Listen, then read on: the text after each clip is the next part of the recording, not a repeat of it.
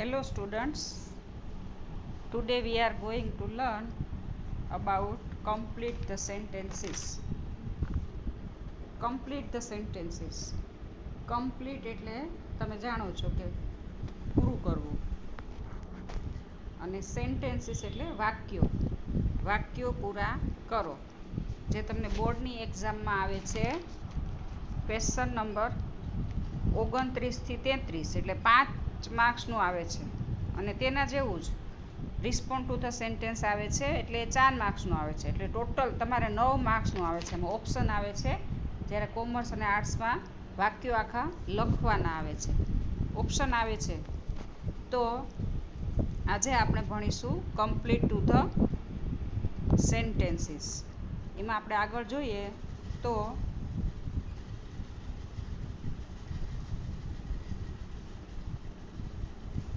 આમાં આપેલું છે ફોટામાં કમ્પ્લીટ ધ સેન્ટેન્સ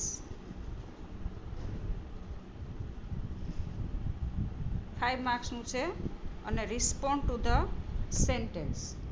રિસ્પોન્ડ એટલે રિસ્પોન્સ આપવો, આપણે બોલતા હોઈએ છીએ તો સેન્ટેન્સને રિસ્પોન્સ આપવો એટલે એમાંય વાક્ય પૂરા કરવા જેવું જ છે, પણ તમારે બીજો ડાયલોગ ટાઈપનું હોય એ બંને, એક 5 માર્કનું અને એક 4 માર્કનું. ખૂબ જ અગત્યનું આ પોઈન્ટ છે અને ખૂબ લાંબો છે, તો થોડું આપણે લેશું.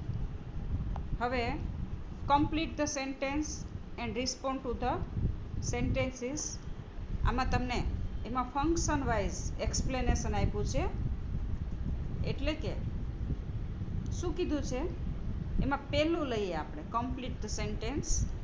બંનેમાં પૂછાય છે. પહેલું તમને દેખાય છે કે શોવિંગ અથવા તો એક્સપ્રેસિંગ રિઝલ્ટ. શોવિંગ શો એટલે બતાવવું, એક્સપ્રેસ એટલે રજૂ કરવું, રિઝલ્ટ પરિણામ, એને આપણે શોવિંગ અથવા તો એક્સપ્રેસિંગ રિઝલ્ટ, એને આપણે એડવર્બ ક્લોઝ ઓફ રિઝલ્ટ પણ કહી શકીએ. અહીંયા આપેલું છે એડવર્બ ક્લોઝ ઓફ રિઝલ્ટ. બંને કહી શકીએ અને બંનેનો અભ્યાસ એક સરખો જ છે. તો જોઈએ એમાં તમારે આજે ભણવાનું છે શોવિંગ અથવા એક્સપ્રેસિંગ રિઝલ્ટ અથવા તો એડવર્બ ક્લોઝ ઓફ રિઝલ્ટ. હવે શું કીધું છે કે જ્યારે કોઈ વસ્તુનું રિઝલ્ટ એટલે પરિણામ દર્શાવવાનું હોય કે કોઈ બાબતનું પરિણામ રજૂ કરવાનું હોય ત્યારે લેંગ્વેજ ફંક્શનનો ઉપયોગ થાય છે. આપણે ધારો કે કોઈ પરિણામ રજૂ કરવું છે તો અથવા તો બતાવવું છે તો આપણે એવું સેન્ટેન્સ યુઝ કરવાનું હોય ઇંગ્લિશમાં કે જે એને સુટેબલ હોય. તો એના માટે મિત્રો શું આવે છે તો કે આ બધા એલિમેન્ટ્સ આવે છે. આમાં આપેલું છે તમને કે following language elements are use to frame this structure. હવે શોવિંગ રિઝલ્ટ તમારે આટલું યાદ રાખવાનું છે ખાસ કે કયા વર્ડ દ્વારા આ વાક્ય છે એને ઓળખી શકાય. તો એમાં છે પેલું સો, SO, સો. આપણે બોલીએ કે હું અહીં આવ્યો તેથી આવું થયું, તેથી સો શું થયું, પરિણામ દર્શાવ્યું. પછી ધેરફોર ગુજરાતીમાં કહીએ તો શું થાય તો કે તે વાંચતો નહોતો તેથી નાપાસ થયો, ધેરફોર, તેથી.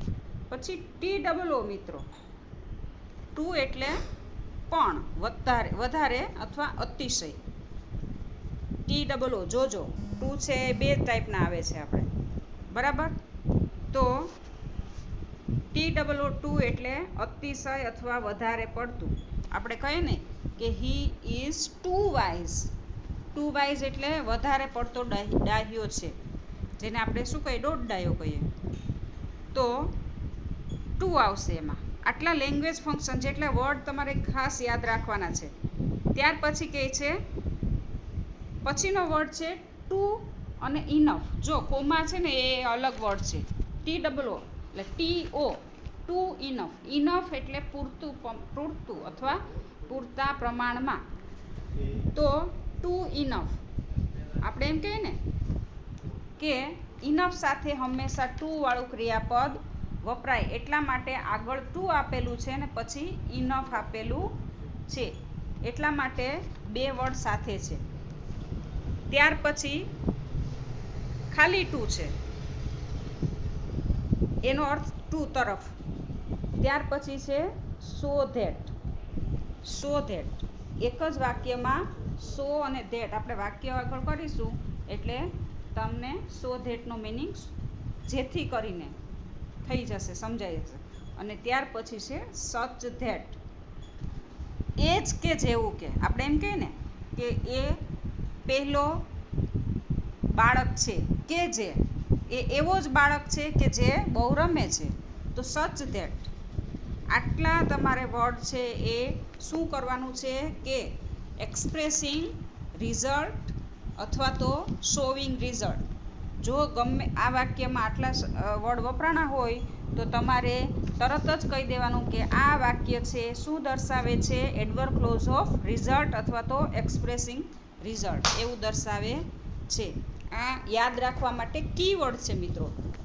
તો આગળ આપણે જોઈએ શું જોઈએ, સેન્ટેન્સ પેટર્ન જોઈએ આપણે, એટલે એની વાક્ય રચના જોઈએ.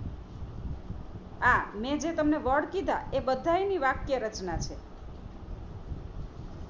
તમારે નોટમાં લખવાની રહેશે. ગ્રામરના પાઠમાં સૌથી પહેલાં તો તમારે કમ્પ્લીટ ધ સેન્ટેન્સ અથવા રિસ્પોન્ડ ટુ ધ સેન્ટેન્સ એવું હેડિંગ આપી અને આમાં જે આપેલું છે અથવા હું PDF મોકલીશ તો એ લખવાનું રહેશે. જો પહેલાં ટુ વાળી છે, TOO ટુ વાળી વાક્ય રચના છે. ટુ પ્લસ વિશેષણ પ્લસ ટુ વાળું ક્રિયાપદ. TOO જેમાં વપરાણ હોય, TOO એટલે વધારે પડતું અથવા અતિશય. પછી વિશેષણ આવશે. વિશેષણ કોને કહેવાય મિત્રો? વિશેષણ એટલે એડજેક્ટિવ ઇંગ્લિશમાં. અને જે નામના અર્થમાં વધારો કરે એને શું કહેવાય મિત્રો? વિશેષણ કહેવાય. તો વિશેષણ શું કહેવાય કે એ શું છે? વિશેષણ કોને કહેવાય? તો કે સુંદર છોકરી છે. સુંદર એ શું છે? તો કે વિશેષણ છે. પ્લસ ટુ વાળું ક્રિયાપદ. જો ટુ સાથે હંમેશા ટુ વાળું ક્રિયાપદ વપરાય, ING વાળું નહીં કે ED વાળું પણ નહીં. નીચે તમને આપેલું જ છે, જો ઉદાહરણ આપેલું છે સરસ મજાનું. He is too weak to walk. શું કહે છે કે he is too weak to walk. Weak એટલે નબળો છે, તે ચાલવા માટે અતિશય નબળો છે. ટુ વાળું ક્રિયાપદ આવ્યું, ટુ વોક થઈ ગયું. વોક છે શું છે? ક્રિયાપદ છે. હી છે એ કર્તા છે. ઇઝ છે એ પણ ક્રિયાપદ છે. ટુ છે એનો ઉપયોગ થયો છે અને વીક એ વિશેષણ છે અને ટુ વાળું ક્રિયાપદ અને વીક વોક એટલે ચાલવાની ક્રિયા કરે છે, એટલા માટે he is too weak to walk. ત્યાર પછી મિત્રો બીજી વાક્ય રચના છે એ શું છે? તો કે ઇનફની વાક્ય રચના છે. ઇનફ એટલે પૂરતું અથવા પૂરતા પ્રમાણમાં.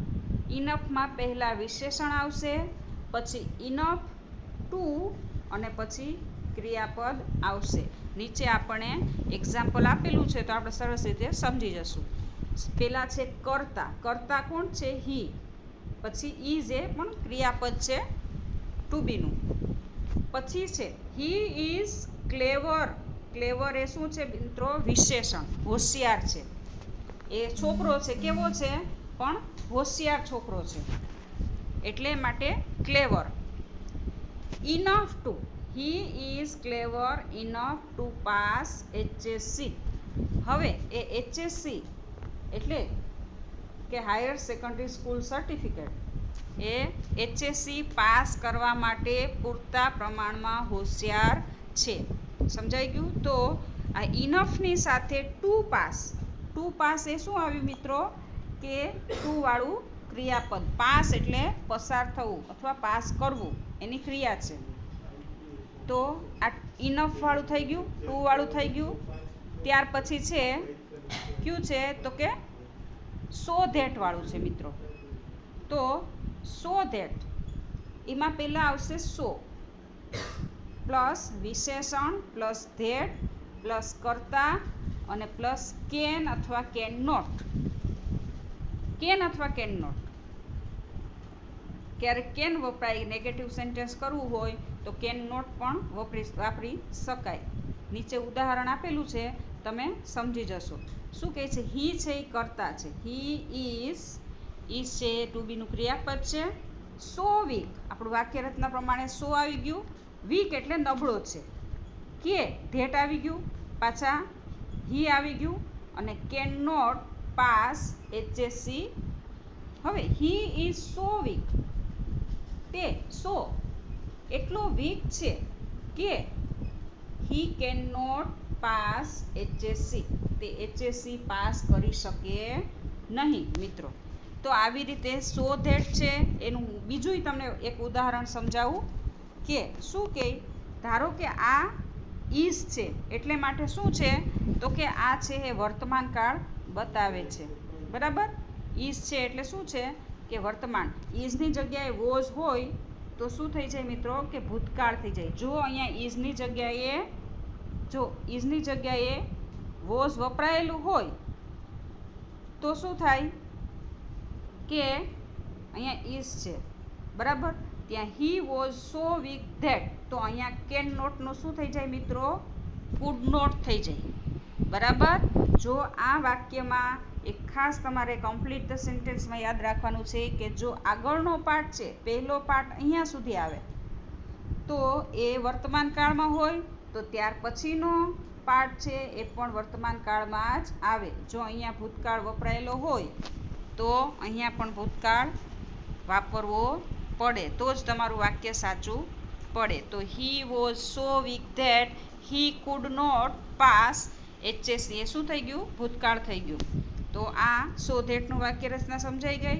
ત્યાર પછી આવે છે સચ. સચ એટલે શું છે? જેવા કે. બરાબર? હવે સચ પ્લસ AKN આર્ટિકલ આવશે. તમને ખબર છે કે એ ક્યારે વપરાય ને એન ક્યારે વપરાય. જ્યારે મોટા ભાગે સ્વર હોય તો એની આગળ એન આર્ટિકલ આવે. બાકી AEIOUથી જેનો ઉચ્ચાર હોય અથવા તો જેનો અથી ઉચ્ચાર થતો હોય એની આગળ એન આર્ટિકલ આવે. તો such plus noun plus that plus કર્તા પ્લસ ક્રિયાપદ. ઉદાહરણ આપણે લઈએ તો તમને વધારે સમજાઈ જશે. He wrote such a poem that nobody could understand. જો અહીંયા મિત્રો શું આવ્યું? ભૂતકાળ આવ્યો. બરાબર? એમ કહે છે કે હી રોટ. રોટ છે એ શું છે મિત્રો? તો કે રાઇટનું પાસ્ટ ફોર્મ. રાઇટ એટલે લખવું, WRITE. રાઇટનું શું થઈ ગયું? રોટ થઈ ગયું, ભૂતકાળ થઈ ગયું. હી રોટ સચ અ પોયમ. એણે એવી કાવ્ય લખ્યા કે નોબડી કુડ. જો અહીંયા આપણે રોટ આવ્યું ભૂતકાળ એટલે અહીંયા કેનનું શું આવી ગયું? કુડ આવી ગયું. કેનનું શું થાય? ભૂતકાળ કુડ થાય. તો એણે એવા કાવ્યો લખ્યા અથવા એવી કાવ્ય લખી કે કોઈ પણ સમજી શક્યા નહીં. આ પાસ્ટ ટેન્સમાં છે, ભૂતકાળમાં છે. ટેન્સ તો તમને આવડતા હશે મારા ખ્યાલથી. બરાબર છે? તો આ હતું સચ ધેટનું આપણે વાક્ય રચના. ત્યાર પછી છે મિત્રો શોવિંગ ધ રિઝલ્ટમાં. ત્યાર પછી આવે છે સચ ધેટ. હી, ત્યાર પછી સચ, પછી વિશેષણ, નાઉન, ધેટ, કર્તા અને ક્રિયાપદ. હવે ઉદાહરણ જોઈએ તો શું કહે છે કે he wear such a uniform he wear such a warm coat that he cannot feel cold. હવે હી છે એક શું છે? કર્તા છે. કર્તા હંમેશા પહેલાં જ આવે એટલા માટે આપણી વાક્ય રચનામાં બતાવ્યું નથી. વિયર્સ એટલે પહેર્યું. શું કામ? કયો કાળ છે? વર્તમાન કાળ છે. એસ છે ભલે, પણ હી આપેલું છે ત્રીજો પુરુષ એકવચન માટે ક્રિયાપદના છેડે એસ લાગે. હી વિયર સચ અ વાર્મ કોટ. આપણે અલીભાઈવાળા પાઠમાં જોયું હતું. બરાબર? એણે એવો વામ એટલે હુંફાળો અથવા ગરમ કોટ પહેર્યો કે હી કાન્ટ ફીલ કોલ્ડ. અહીંયા પણ જો કેન નોટનું શોર્ટ ફોર્મ આવ્યું કાન્ટ ફીલ. બરાબર? કારણ કે અહીંયા વર્તમાન કાળ ત્રીજો પુરુષ એકવચન છે એટલા માટે એણે એવો ગરમ કોટ પહેર્યો કે તેને ઠંડી ફીલ થઈ શકતી નહીં. સમજાઈ ગયું મિત્રો? તો આ બધું આ ખાલી એક જ છે. આવા તો કેટલા બધા લેંગ્વેજ ફંક્શન છે. બરાબર, તો આપણે ક્રમાનુસાર કરતા જઈશું ગ્રામરમાં. અને તમને 9 માર્ક્સનું આવે છે બોર્ડની એક્ઝામમાં. 11માનું ને 12માનું બેય ગ્રામર છે એક જ સરખા છે. એટલે બેય ક્લાસને આ વિડીયો છે એ હું સેન્ડ કરીશ. હવે આપણે એની એક્સરસાઇઝ જોશું. સમજાઈ ગયું તમને? તો અહીંયા કમ્પ્લીટ ધ સેન્ટેન્સ આપેલા છે. બરાબર, એમાં 5 સેન્ટેન્સ આપેલા છે જેને તમારે કમ્પ્લીટ કરવાના છે, જે આપણે આગળ કર્યું એમ. તો પહેલું સેન્ટેન્સ શું છે કે નાની વોઝ ટુ, પછી અડધું વાક્ય તમારે લખવાનું છે. બરાબર છે, એને તમારે પૂરું કરવાનું છે. આપણે ટુ વાળું પહેલાં શીખવું. બરાબર, એમાં એમ કહેવા માગે છે કે નાની વોઝ ટુ, નાની એટલે આપણા મમ્મીના મમ્મી. બરાબર, એને આપણે નાની કીધું છે. તો નાની વોઝ ટુ ઓલ્ડ, નાની કેવા હોય? ઓલ્ડ હોય એટલે જ નાની કહેવાય ને. નાની વોઝ ટુ ઓલ્ડ ટુ, કેવું ક્રિયાપદ આવશે? ટુ વાળું આવશે. To walk, WALK. બરાબર, નાની was too old to walk. સમજાઈ ગયું? આની વાક્ય રચના છે આવી થશે. બરાબર, એ ટુ વાળું હતું. તેમ છતાંય તમે નોટમાં લખશો અને જોશો, પ્રેક્ટિસ કરશો તો જ આવડશે. અને બીજું સેન્ટેન્સ છે કે this dress is good enough. આ ડ્રેસ છે પૂરતા પ્રમાણમાં સારો છે. તો હવે વાક્ય પૂરું કરવાનું છે. ઇનફ સુધી તમને આપેલું છે. ઇનફ પછી શું આવશે? ટુ આવશે ને. તો શું આવશે? Enough to be sold easily.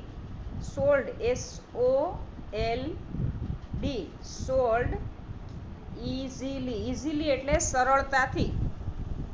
આ ડ્રેસ છે એ પૂરતા પ્રમાણમાં સારો છે કે તે સરળતાથી વેચાઈ જાય. આપણે જાણીએ છીએ કે ડ્રેસ સારો હોય તો વેચવા માટે સરળતા પડે.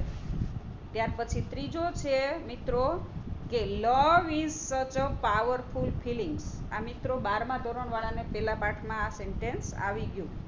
તો લવ is such a powerful feelings. પ્રેમ એ એવી પાવરફુલ ફિલિંગ્સ છે.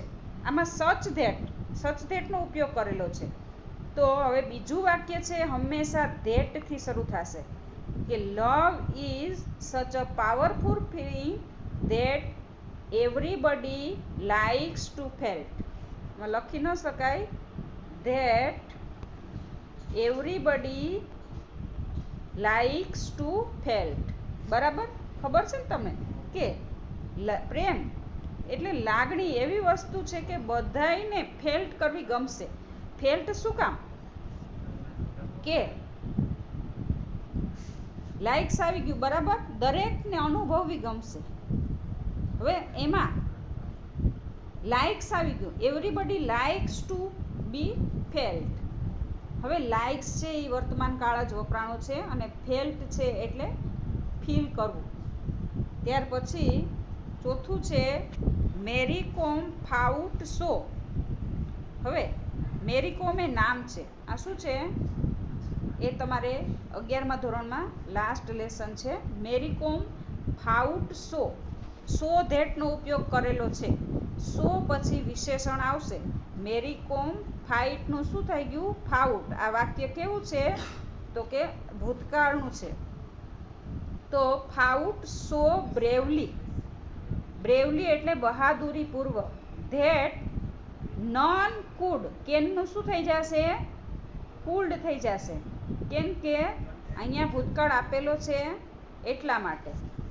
એટલે કહે છે કે મેરી કોમ ફાઉટ સો bravely that none food defeat હર. હું તમને આના આન્સર આપીશ. ડિફીટ એટલે હરાવવું, DEFEAT. કારણ કે મેરી કોમ છે એટલા બહાદુરીપૂર્વક લડ્યા કે કોઈ તેને હરાવી શક્યું નહીં. સમજાઈ ગયું? ત્યાર પછી લાસ્ટ છે મિત્રો કે વોલ્ટ ડિઝની વોઝ, શું કીધું છે કે વોલ્ટ ડિઝની વોઝ ટુ, આપણે વોલ્ટ ડિઝનીવાળા પાઠમાં આવી ગયો. તો વોલ્ટ ડિઝની વોઝ ટુ કેવા હતા? તો કે કોમ્પ્લેક્સ ટુ બી અન્ડરસ્ટેન્ડ. હવે TOO વાળું વાક્ય છે કે Walt Disney was too complex. Too complex એવા જ હતા ને, જટિલ હતા, સમજવામાં અઘરા હતા. કોમ્પ્લેક્સ ટુ બી અન્ડરસ્ટેન્ડ, એને સમજવા માટે ઘણા અઘરા હતા. તો મિત્રો આ હતું, શું હતું આપણું? તો કે શોવિંગ રિઝલ્ટ અથવા એક્સપ્રેસિંગ રિઝલ્ટ, અને એને કહીએ કે એડવર્બ ક્લોઝ ઓફ રિઝલ્ટ. આ બધું છે એ હું તમને પીડીએફમાં મોકલું છું, તેમ છતાંય તમે વિડીયોમાંથી લખી શકો છો. તો આના પછી નેક્સ્ટ આપણે લેંગ્વેજ ફંક્શન છે એ બીજું કરીશું. એટલા માટે થેન્ક યુ, આવજો, બાય બાય.